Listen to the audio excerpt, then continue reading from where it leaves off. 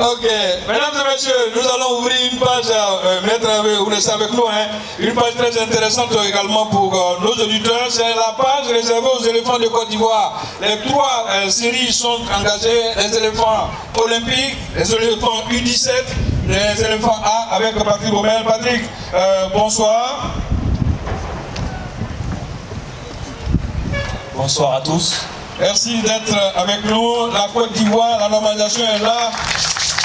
Vous avez dit, lors d'une rencontre à Mme Gabala, quel est celui qui est l'interface de la sélection avec qui je pourrais parler. On vous a dit, c'est Maître Abbé Simon. Depuis là, vous êtes inquiète. Vous avez commencé le travail. La supervision continue. Quel est l'état d'esprit de notre sélection dans l'attente du Niger très bientôt? Et déjà, localement au pays, je suis très heureux de revoir les compétitions reprendre petit à petit. Je me déplace sur les stades, sur les terrains pour voir les clubs, les sélections de jeunes. Ça fait du bien de revoir du football en Côte d'Ivoire parce qu'on a été sevré pendant un an de football de compétition. Et puis au niveau de nos joueurs internationaux qui jouent dans le monde entier, je les ai régulièrement au téléphone ou je me déplace pour les voir. Et je crois qu'ils sont tous très motivés pour finir le job, pour se qualifier pour cette prochaine Coupe d'Afrique. La touche Bommel veut bouger ces jeunes qui sont un peu stressés, qui sont convoités ça et là. Beaucoup frappent déjà aux portes de la sélection ivoirienne. On nous parle comme ça, bon, vous allez avoir l'exclusivité. Quels sont ces joueurs-là qui se manifestent pour notre équipe nationale? Non, je crois que c'est un travail de longue haleine, de jamais s'endormir. C'est-à-dire que même si on a un groupe qui est formé, il faut toujours travailler dans l'objectif de fournir cette équipe nationale. Donc il y a des joueurs d'expérience, il y a des joueurs qui sont rentrés depuis un an que je suis bientôt ici, qui sont dans la sélection. Et puis il y a des jeunes joueurs aussi qui souhaitent venir participer à des compétitions avec des éléphants. Donc c'est un travail et le plus important c'est de construire un groupe et que ce groupe vive bien ensemble et qu'il soit compétitif. Donc il faut toujours être vigilant. Et il n'y a que la compétition, gagner des matchs qui crée un groupe, une dynamique, de la confiance. C'est toujours les mêmes mots, mais le dire c'est bien et le faire c'est beaucoup mieux. La question s'adresse disons à Maître Abbé Simon et puis à M. Patrick Bommel en même temps. Pour les prochains stages, vous comptez les faire ici en Côte d'Ivoire ou à l'extérieur pour pouvoir regrouper tous vos joueurs? Est-ce que maintenant je viens à M. Maître Abbé Simon à Doupélé? Est-ce que les moyens ont été dégagés effectivement pour pouvoir permettre à ces jeunes joueurs professionnels d'être en Côte d'Ivoire? Les moyens, je parle de la logistique, je parle aussi des primes qui leur sont octroyées à la fin des matchs, des primes motivantes bien sûr, pour qu'ils puissent venir défendre les couleurs du pays. Oui, en tout cas, nous faisons tout, comme je l'ai dit, nous faisons tout pour dégager les moyens et permettre à nos différentes équipes nationales, surtout l'équipe A, à avoir tous les moyens pour pouvoir jouer convenablement et représenter l'équipe nationale partout où elle passera. Oui, je suis rentré de ma supervision en Europe il y a à peu près 10 jours. Nous nous sommes déjà vus plusieurs fois avec Maître Abbé et puis Madame la Présidente et tout le comité de normalisation. Déjà, ça a été un plaisir d'échanger. Voilà, après, on a encore 3 semaines, 1 mois pour tout mettre en place. On doit se voir encore, mais la volonté est là de mettre les joueurs, le staff et toute la fédération dans les meilleures conditions pour finir le job. Je dis bien, ma vision, elle est à long terme, mais on ne peut pas, en tant qu'entraîneur, sélectionneur d'une équipe nationale, il faut toujours voir à l'avenir, mais l'échéance prochaine est déterminante. Et le plus important, c'est de qualifier pour cette Coupe d'Afrique. Il reste 2 matchs qui seront difficiles à jouer au Niger et ici contre l'Éthiopie. Finissons le job.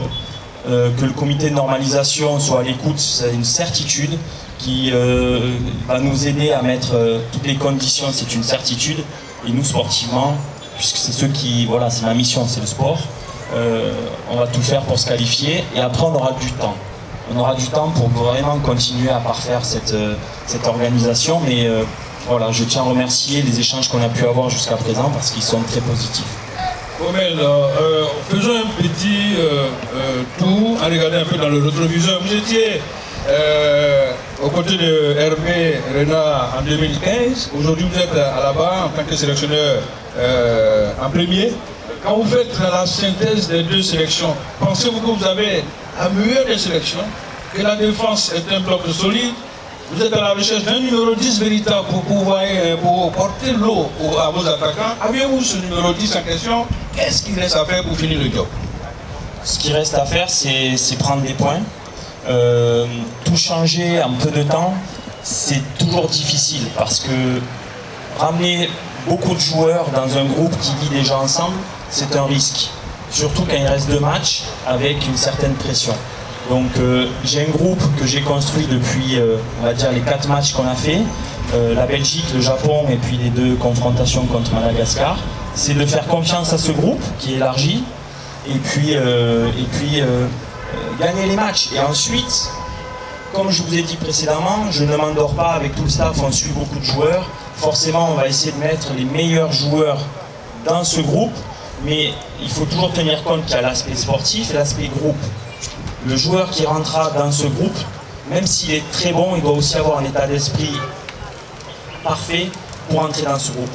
Parce que sincèrement, sur les 4 matchs qu'on a fait, ça fait 1 an que je suis là, le groupe vit très bien. Le groupe a envie de vivre une aventure ensemble. Les anciens qui sont revenus, les anciens qui étaient là, les jeunes qui sont rentrés, des Sinali Diomandé, des Odilon Kosonou. Voilà, ce qui m'intéresse, c'est que cette génération-là rentre, soit à l'aise, puisse s'exprimer avec des joueurs d'expérience et que cette équipe soit compétitive. Après, on a des joueurs, j'en suis près de 200, donc oui, il y a des numéros 10 que je suis, oui, il y a des défenseurs, des attaquants, des joueurs excentrés, on ne s'endort pas, mais toujours priorité à la vie du groupe. Dites-nous, nous sommes à Vérité de Sport, quel est le joueur qui est attendu avant le Niger? Pour les Ivoiriens. Quel joueur, c'est-à-dire? Un nouveau. Je ne sais pas encore, parce que... J'étais en contact très avancé avec certains joueurs. Oui, mais on échange bien sûr. Mais encore une fois, certains joueurs qui veulent venir, c'est le choix du cœur. Je ne fais que le répéter. Je ne forcerai jamais un joueur à faire le choix de la Côte d'Ivoire. Ça doit être un choix du cœur. Parce que jouer pour un pays, un joueur de foot ne gagne pas forcément sa vie en venant jouer en équipe nationale dans le monde entier.